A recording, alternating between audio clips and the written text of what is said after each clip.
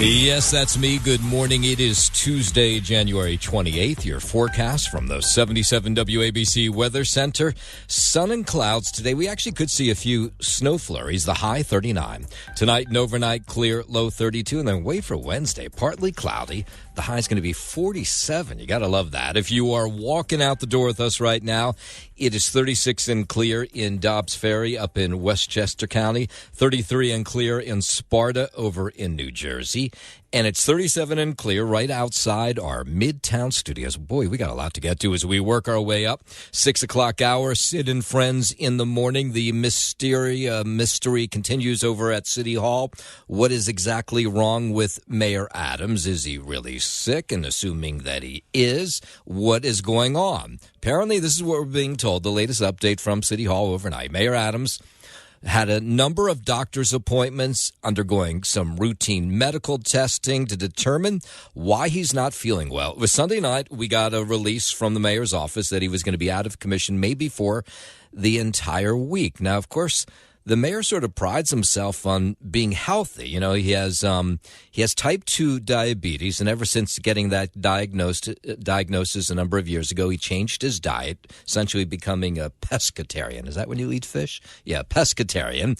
Over the last few weeks, apparently, he has not been feeling his best. And as a result, that's why the mayor has decided to let his deputy mayors do some of the work. Apparently, he's been in touch with him. He's still making phone calls. He's 64 years old. So, I mean, he's not that old. I would say 64 for me anyway. He's not that old at all, as I'm getting close there. The spokesperson says that the mayor's doing well. He appreciates the well wishes as he continues to rest and work remotely. On Tuesdays, which of course is today, the mayor normally has with this weekly off-topic Q&A press conference with reporters. It's the only day that he'll let us lowly reporters ask him a question that it doesn't have anything to do with the press conference he's holding. Well, that's been canceled today. Jumaane Williams, who's the public advocate, claims if the mayor is incapacitated, which we're not at that point yet, thankfully, and let's hope that's not the case. We don't want him to be that sick, is that he would take over. He'd become the mayor, which I think is in the New York City charter. Right now, I want to make sure we're portraying as much confidence as possible in city government. I would say if it was me, I think the communication would be a little better. Right. So there is some pushback saying, you should tell us what's going on. We are the constituents, and 8 million New Yorkers need to know what's going on with their mayor. Adams has faced some health battles, diagnosed with that type 2 diabetes back in 2016, temporarily suffering vision loss there, prompted that lifestyle change when initially he was a vegan, but then we caught him eating fish and maybe steak a few times. But essentially, he's changed his diet. He's not eating meat, mostly just fish.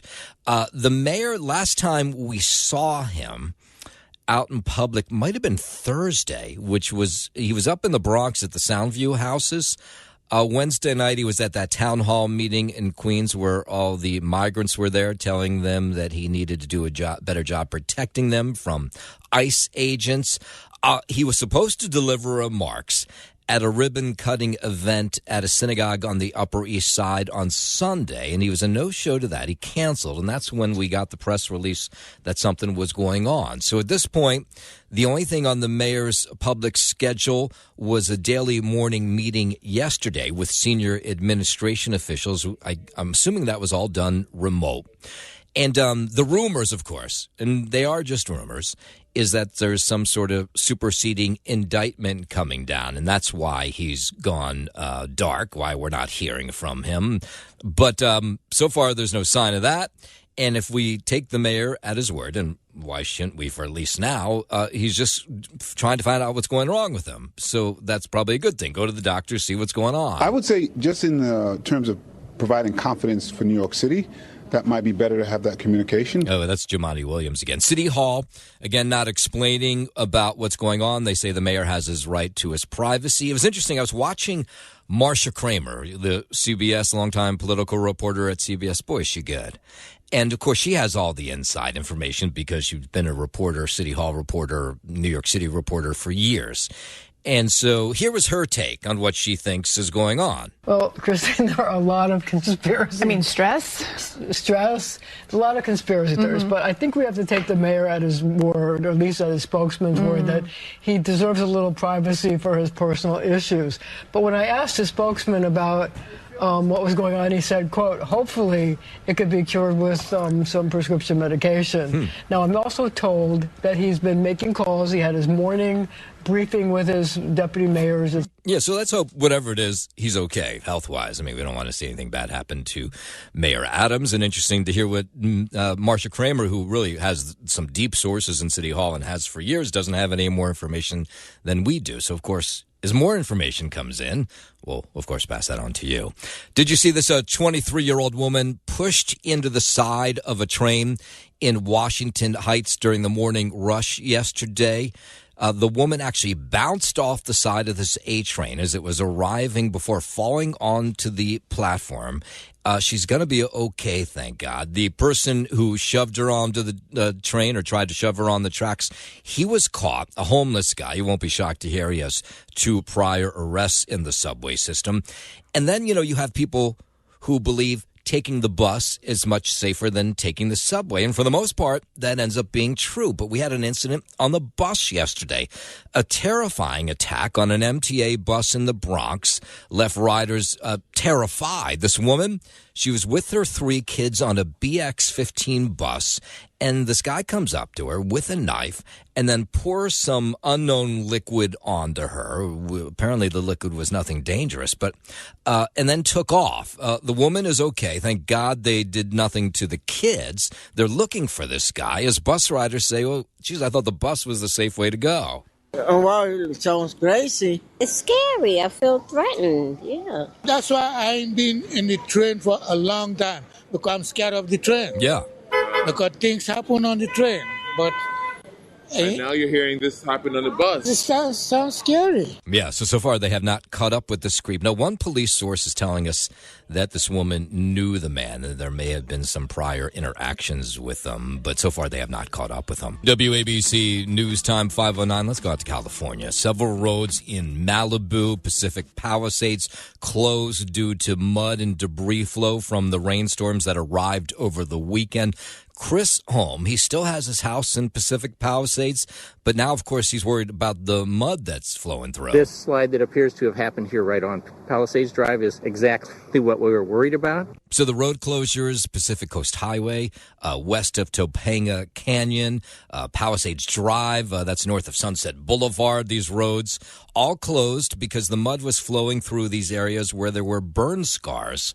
And so everybody whose house survived said, okay, what's going to happen with the mud now? So many houses have been lost, and we're happy that ours seem to have been saved, but the mud's a problem. We've had 2 or 3 Zoom meetings. We had a Zoom meeting this morning with as many of the neighbors that could participate. We had a representative from the mayor's office on the call. Yeah, they're all trying to figure out. The battalion chief there with the Pasadena Fire Department saying they are used to protecting these roads and homes, and they've been doing so from what's the Eaton fire burn. So many fires, it's hard to keep track of. This is the Eaton fire burn scar where there's mud problems now. K-Rail system, they've identified just based off of like the locations and the potentials of, hey, if water were to come down here, that would protect and keep the water and the debris within the street footprint. Then we're being told a lot of progress being made on the Border 2 fire. That's the one south of San Diego. Meteorologists say the rain and weather shifts actually helped a little bit there. Especially with the wind switching around, coming back out of being onshore and coming back out of the west, that's really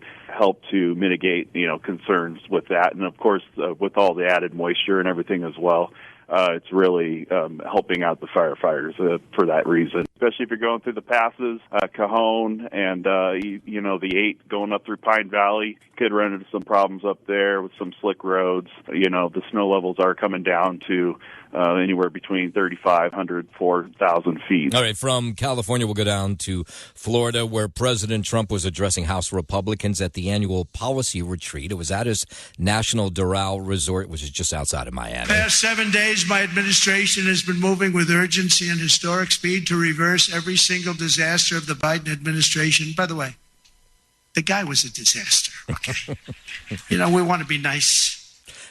Trump touted the work his team has done since taking office, including saying he's raised a lot of money for the next election that he assumes he can't use for himself. He was joking. The remarks come as House Republican leaders have signaled they'll attempt to put Trump's legislative agenda into this one bill that could include measures on energy and the border. House Speaker Mike Johnson, speaking at the same conference yesterday, says he feels like the U.S. is entering a new era of government now. When the president says he wants to make the government more efficient and effective, and we say we want to limit the size and scope of government, it means that everything is on the table for reevaluation. And he was talking about these negotiations with countries on deportation flights. You might have saw over the weekend, Colombia was trying to refuse planes that were filled with Colombia migrants, and then President Trump threatened to put tariffs on them of 25%, and magically those planes were allowed to land. So House Speaker Mike Johnson says, though, those negotiations will continue as they try to send migrants packing. President Trump will,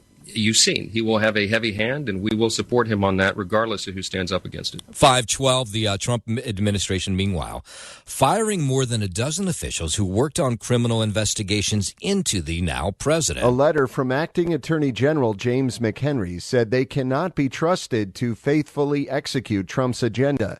This comes as the White House moves to investigate prosecutors who oversaw criminal cases against the January 6th defendants. I'm Brian Shook. Immigration raids ordered by President Trump have come to a lot of the country. West Coast over the weekend in Los Angeles, the state's Democratic leaders there were blasting the move, saying it'll devastate the economy if they start rounding up too many migrants. They risk tearing apart families, destabilizing our workforce, and undermining industries that are critical to our economy. That's California Congresswoman Norma Torres, who says that immigrants make up 73% of all farm workers in California, and 1 in 3 construction workers are migrants. So she says if those people are sent packing, that will hit the economy hard. These policies do nothing to advance our economic growth. They would cost our economy hundreds and billions of dollars in lost productivity over the next decade. And the president had threatened that ICE agents could go into churches and schools to find illegal immigrants. And now you have some teachers groups that are pushing back, trying to calm some parents' fears. School districts are prohibited from sharing any information to outside entities. That's Karina Chapa. She heads a Texas teachers union. She says there's law to prevent the disclosures of children's immigration status, and she says she's going to hold schools in Texas to that. No one should ever ask you for your immigration status in our school systems. Schools are and always will be places of safety. Was watching on yesterday in Paterson, New Jersey, which has a large immigrant and migrant community. And the mayor there, Mayor Saya, saying yesterday that they've had an issue with this, that some kids are not showing up to class because their parents are worried that they might be found out by ICE agents. And so he's trying to reassure people that it's okay to go to school. But there's been an issue of kids missing in class. Of course, we'll follow that. 5:15, let's head over to the 77 WABC Sports Desk and Justin Allen. Well, thank you, Noam Layden. Start here with basketball at the Garden, where Mikal Bridges had 28 points, 6 assists, and 5 rebounds, and the Knicks snapped the Memphis Grizzlies' 6-game winning streak with a resounding 143-106 win. Karl Anthony Towns had 24 points and 11 rebounds, and Jalen Brunson had 20 points and 6 assists for the Knicks, who scored 143 points for the second straight game and won their 4th straight. New York won for the 16th time in its past 22 games. Not only did Bridges lead New York offensively, but he also shut down Memphis superstar guard Ja Morant. With Bridges hounding him, Morant had just 10 points on 5 for 13 shooting, and Memphis was outscored by 41 points when he was in the game. Up next for the Knicks, they'll host Denver tomorrow night. On the other side of the coin landed the Brooklyn Nets once again, losing 110-96 at home to the Sacramento Kings. D'Angelo Russell had 19 points, and Tosan Evbowman chipped in 15 off the bench for the shorthanded Nets, who have lost 8 consecutive games. Pinch me if you've heard this before, but Brooklyn was once again without Ben Simmons, who missed his 5th consecutive game due to lower back soreness.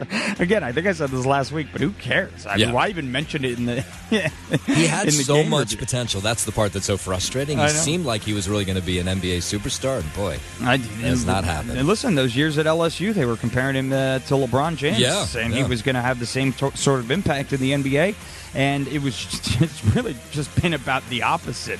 Oh, my God, Ben Simmons.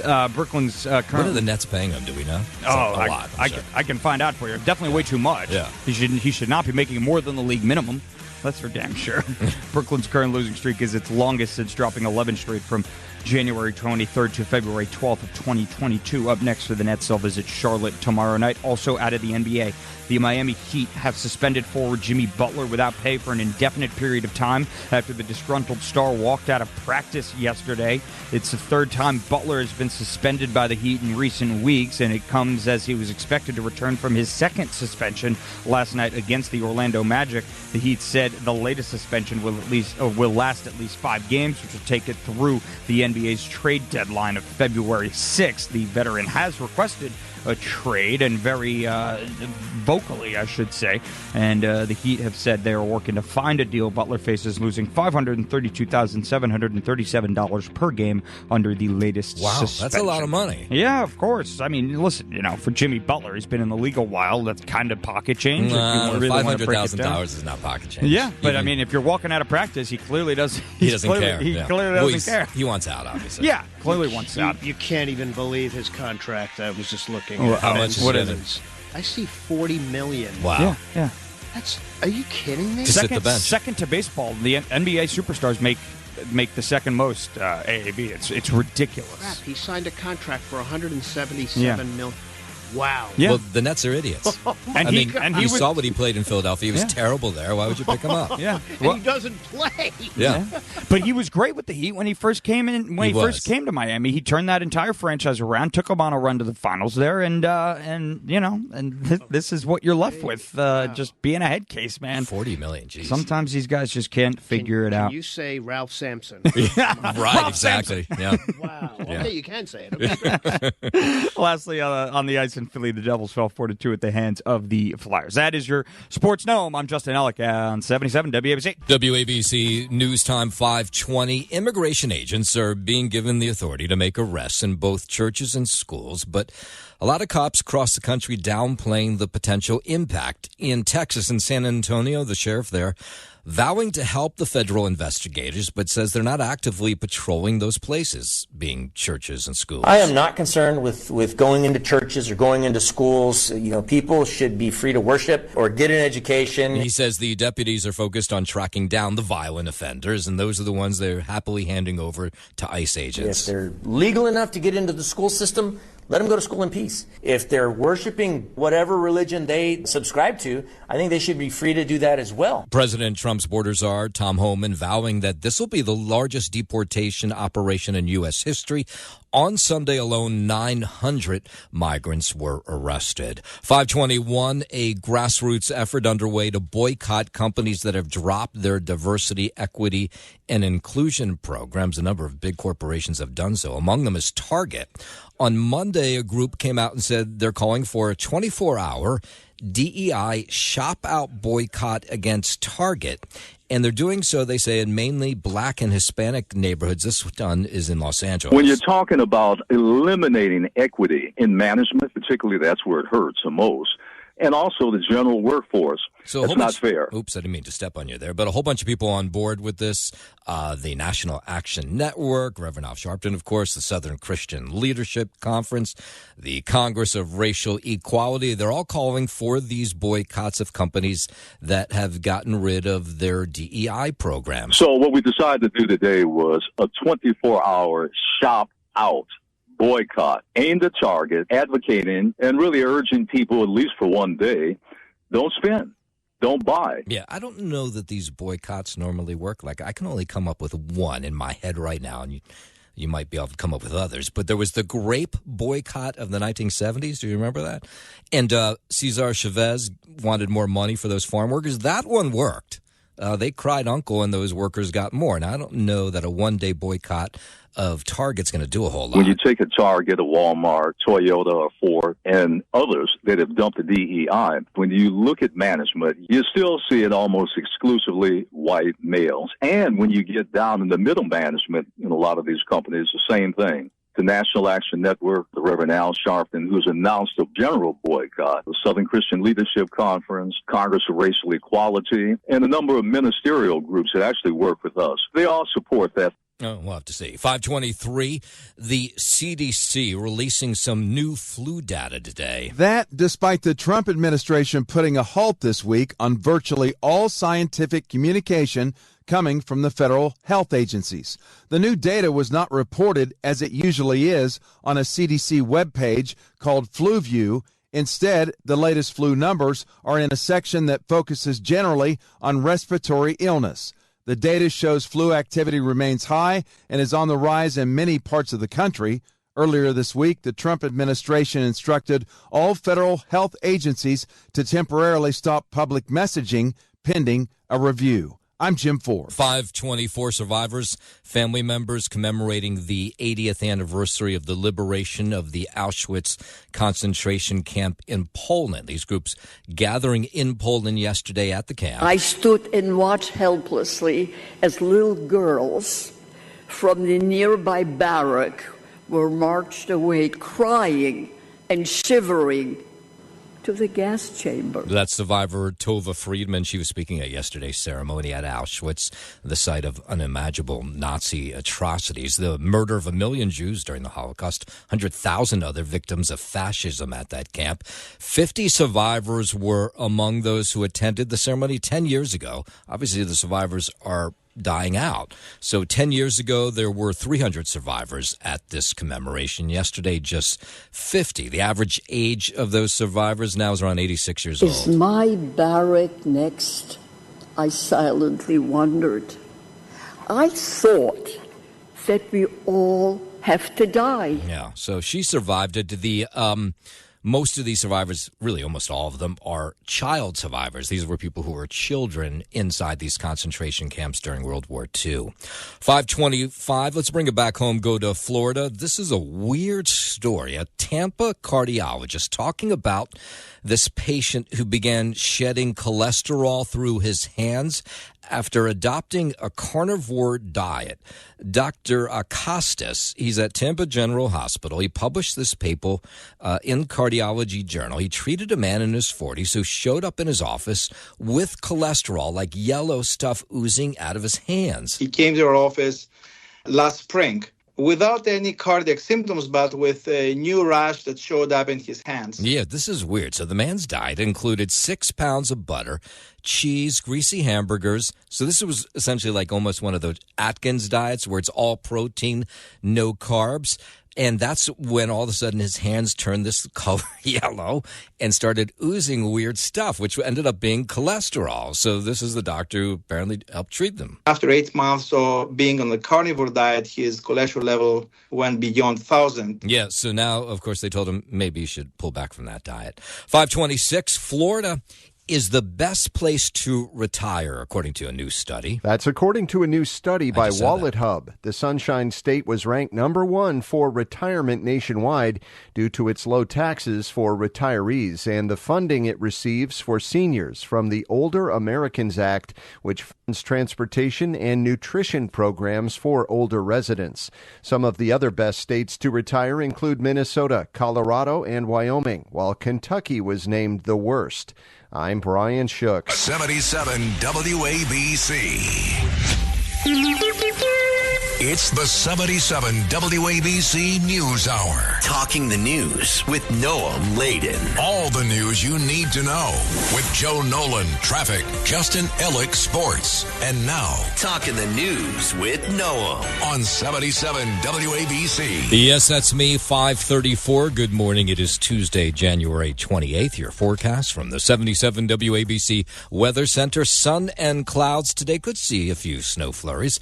High 39. Tonight and overnight, clear, low 32. And then Wednesday, partly cloudy, but the high is going to be 47. If you are walking out the door with us right now, so happy you are. 36 clear in Dobbs Ferry up in Westchester County. 33 and clear in Sparta over in New Jersey.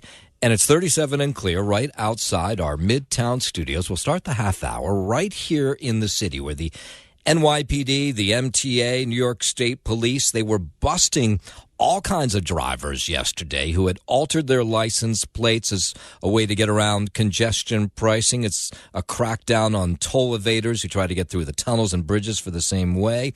Officers monitoring cars that were entering the Brooklyn Battery Tunnel, and then they alerted people or police on the Manhattan side about these vehicles with the suspected obscured and altered plates, and then they busted them all. A lot of people that are involved in violence and crime and patterns and robbery patterns and shootings, their vehicles aren't traceable, meaning that they're using these methods to conceal their identity, kind of like a mask, but a mask for a plate. Yeah, NYPD officials say last year similar operations led to the collection of close to $38 million. This story just coming in the last few minutes, so I'm going to read it. We'll read it together. Police trying to find at least 3 people who stole a subway train over the weekend and went for a joyride. They posted, of course, online because nothing happens without posting it online. The video shows the trio dressed all in black, including masks, driving an R train Sunday night. The Daily News says they used black marker to cover surveillance cameras and may have hit speeds of 30 miles per hour going through at least one station and passing at least one signal. Police think it was stolen from and then returned to a side track at a Brooklyn station. Doors were locked, meaning the joyriders likely used train keys.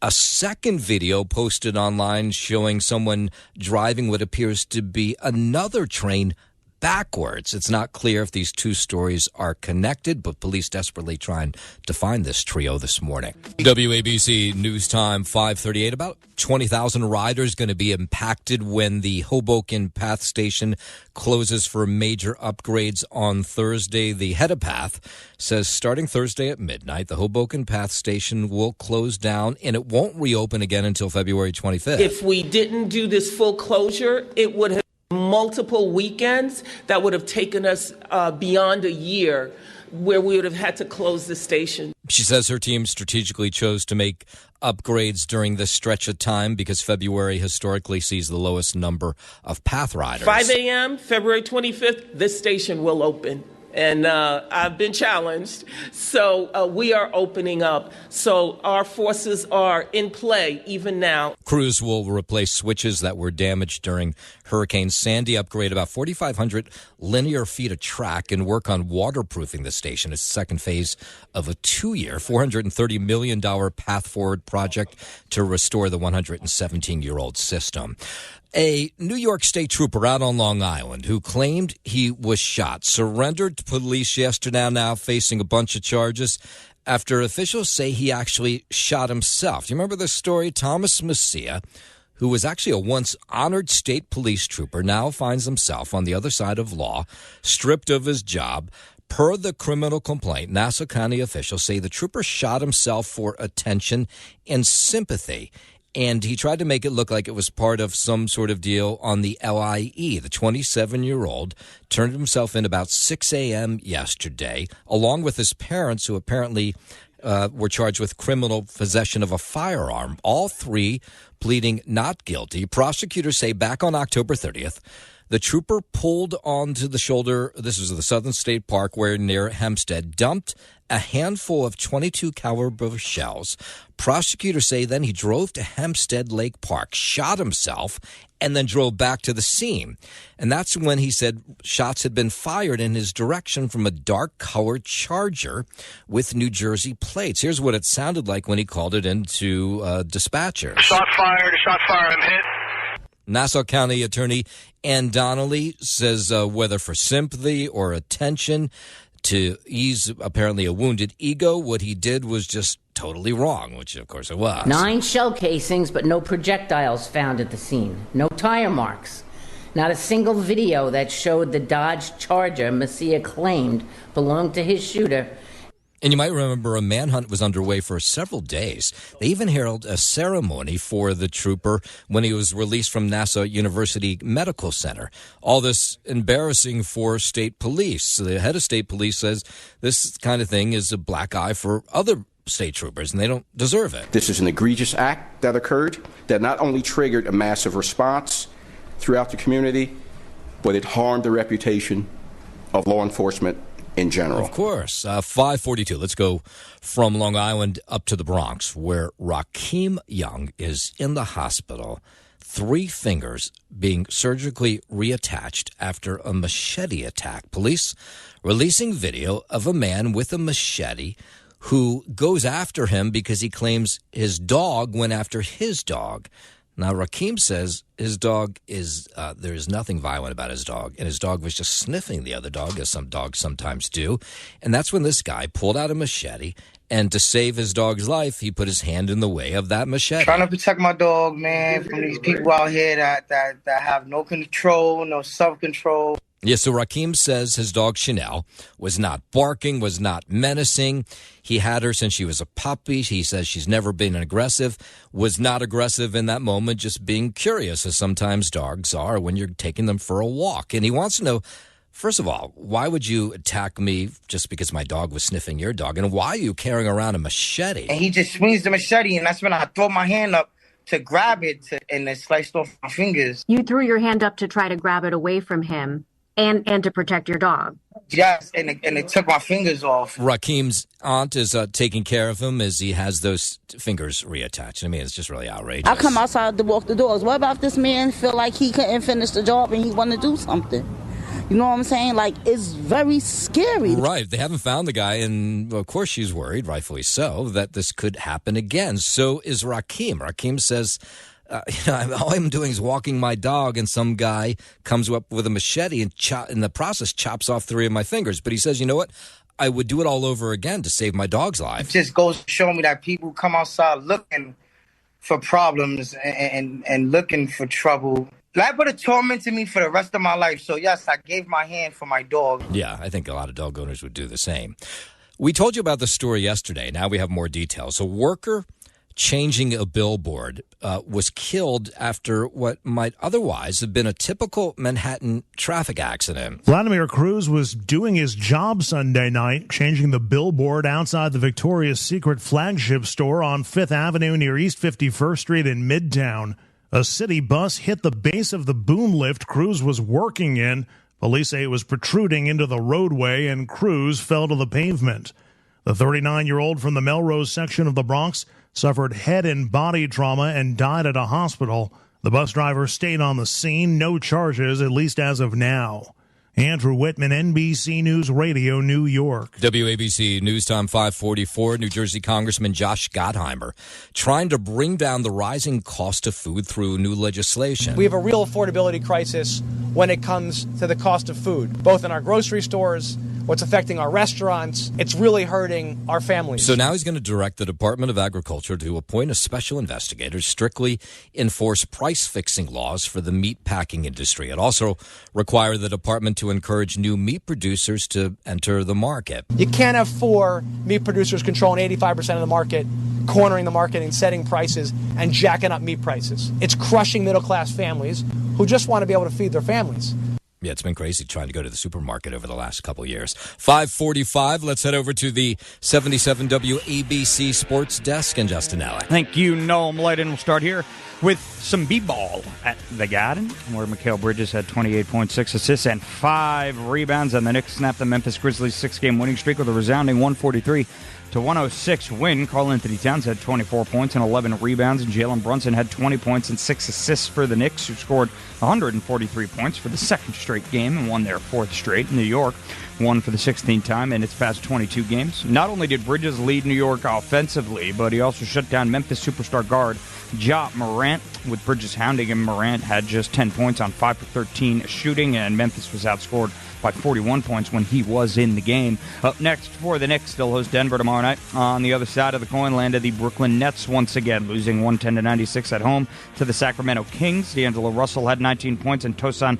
Evboomen chipped in 15 off the bench for the shorthanded Nets, who have lost 8 consecutive games. Brooklyn was once again without Ben Simmons, their superstar Ben Simmons, who missed his 5th consecutive game to lower back soreness, I should say. Brooklyn's current losing streak is its longest since dropping 11 straight from January 23rd to February 12th of 2022. Up next for the Nets, they'll visit Charlotte tomorrow night. Also out of the NBA, the Miami Heat have suspended forward Jimmy Butler without pay for an indefinite period of time after the disgruntled star walked out of practice yesterday. It's the third time Butler has been suspended by the Heat in recent weeks, and it comes as he was expected to return from his second suspension last night against the Orlando Magic. The Heat said the latest suspension will last at least 5 games, which will take it through the NBA's trade deadline of February 6th. What's going on with him? Is he just being like a prima donna? Or yeah, pretty much. He wants to be traded really badly. He's been requesting a trade, I would venture to say, for a couple of months now. I mean, if you're watching this, what team would? Yeah. I mean, he once was a great player. I don't know if he still is. He still contributes on the court for sure. I mean, he could make a difference out there. It's just, you got to keep your head on straight, man. Nobody cares about how talented you are if you're in street clothes on the bench. Yeah. You know what I'm saying? So I know what you're saying. You know. But, like I said last report, when the Heat first got him, he was this golden boy. Yeah. And he's just turned into a problem child here.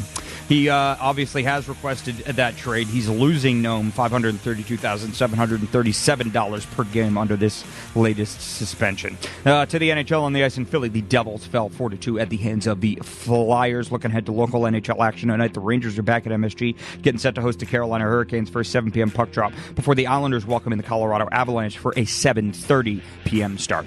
That is your Sports Know, man. I'm Justin Alec on 77 WABC. WABC News Time 5:49. Barzini's on the Upper West Side. Remember we told you on Friday that the store was shut down because they found all kinds of nasty stuff inside. Inspectors found living inside dead rats, moldy cheese, expired food, stomach-churning conditions, and over the weekend, Channel 7 got video of people still shopping in the store even though they were told to shut it down. On January 15th, the judge told the store to close and fix the problems. But on Saturday, there were customers seen inside. Now, clearly, they must not have known about what was going on with the store. I can't imagine they would shop there. Gail Brewer, who's a city council member, says they probably should have padlocked this store so the owners couldn't open it until they fixed all the problems. Court judge indicated that he wasn't ordering a padlock at this point. It's an honor system of the worst kind. It should have been padlocked. Now, if you don't know the store, it's a popular Upper West Side single grocery store. The only movement inside on Monday was workers throwing out food, one rat looking for his next meal. Some customers had no idea what was going on. Others seemed to know exactly what was going on and were waiting and watching. I have seen a rat, go between my legs while walking through the store before. Now, why would you go back there? That's just me. If there was a rat going through my legs as I walked through the grocery store, that'd be the first and last time I went in there. Other customers deciding whether they'll go back to Brazzini after the store is cleaned up. I have sympathy for the owners, but they need to keep it clean. Would you return as a customer if they clean it up? Yes. Yeah, so for now, Barzini's closed while they try to clean up that mess. Applications now open for New York City's e-bike trade-in program for food delivery workers. Eligible food delivery workers will be able to trade in uncertified electrical bicycles or non-street legal mopeds for a safer UL-certified e-bike and UL-certified spare battery at no cost. The program, part of the Adams administration's Charge Safe, Ride Safe plan to promote public safety amid growing e-bike usage. Organizers say the program aims to help reduce the risk of deadly e-battery fires, often caused by uncertified, damaged, or repaired equipment. James Flippin for 77 WABC News. 5:52, those mysterious drone sightings. They're returning to the Northeast after the FAA lifted its 30-day flight ban. Of course, it was all the rage, the drone sightings back in December. From New Jersey to Connecticut, plus New York, Vermont, Massachusetts, those unexplained drone sightings are back. And people are uploading videos of these drones. If you look at the reports that people are submitting, they're saying, I'm still seeing them, ban or no ban, and they're happening. That's Christina Kim. She's with Enigma Labs, which was researching these mysterious drones. Senator Schumer confirmed the sightings over the weekend, saying we're going to have to look into it. These reports have to do with hundreds of new sightings since the FAA lifted its 1-month ban back on January 19th. So the drone flights have been seen over New York and New Jersey. Lots of folks anxious about what they're seeing in the night skies. We have like a field in the back of our house and we can see them up there. The lights are coordinated. Senator Schumer confirming the new unexplained drone sightings. We have now seen new drone sightings, and we're going to have to look into these. Yeah, I mean, they might just be drones and nothing more to it, but he says there's an investigation underway. 5:53 yesterday, the Center for Jewish History here in the city opening an exhibit that recreates the rooms Anne Frank and her family hid in during the Holocaust. An exhibition like this really serves as, I think, a powerful reminder of the importance of confronting hate. So what's cool about this exhibit, it is the first time the exhibit will be on display outside of Amsterdam. You would have to go into the house itself before. It includes handwritten notes from Frank, who famously recorded her life in hiding in her diary before she was killed in a concentration camp. As we stand in the presence of Anne's legacy, we are reminded of our shared responsibility. So it'll be here till April. Erica Byfield took a tour of it over the weekend. The exhibition includes 100 original artifacts, many never seen before publicly, like the books she and her sister read, the Monopoly game they played, and their father's desk, chair, and trunk. Everything here to coincide with International Holocaust Remembrance Day. You can see the dishes that they used, family photos that they displayed, and other prized possessions like Anne's kindergarten class photo. Up until now, all of this was in the Netherlands that only visitors to the Anne Frank house got to see. Yeah, Lizzie Radabawi, weekend reporter, weekend anchor, great reporter. Her and I are going to take a tour of the Anne Frank exhibit sometime this weekend. We'll report back to you. Not many years ago, there were dozens of Hallmark stores throughout the city where you could buy, birthday cards, anniversary cards. They have all but vanished from the city landscape. Now, one of the last card emporiums is about to close. It's scheduled to be replaced. This is one that's 44th and 2nd Avenue. It's been sort of an important part of the fabric of Turtle Bay, Manhattan's East Side, for decades. They've lost their lease. That's really what it comes down to. And they can't afford to pay what the landlord wants for the monthly rent. So Kulhat Bashan and his wife Amrita say they're going to shut down after being in the Hallmark card business for, like about 40 years, 22 years of them at that Turtle Bay location. This has been home to us. So it's tough leaving home. So many small businesses have gone out of business because the rents are so out of whack. Do people give each other greeting cards anymore? I guess they do. They've been... they're going to have to be out January 31st. They claim the landlord will not extend any days to them. You won't be shocked to hear who's moving in, because who can afford Manhattan rent? It is a cannabis shop that's going to replace the card shop. And guess how much they're going to pay a month? $40,000 a month for that cannabis shop. That just tells you how much weed is going for and how much they'll bring in if they can afford the $40,000 in rent. But the card store, they can't afford that kind of rent, so that's why they're closing down. Under a new deal, we were offering them $24,000 a month. But as we understand, the cannabis store is offering them $4,000. Every day we have people coming in and they tell us they're so heartbroken that we are leaving. Yeah, so like about 500 people have signed a book of support asking the landlord to change their mind. Not going to happen. The store is going to close January 31st. This was really a store that was really like a really important part of the neighborhood. And it's really sad to see that it changes. It's a sign of the times, I guess. It's just too bad. It really is unfortunate. I'm sorry to see you go. It's tragic that we're losing businesses like this to greed. It just really is. Yeah, it's another mom and pop shop closing on the East Side.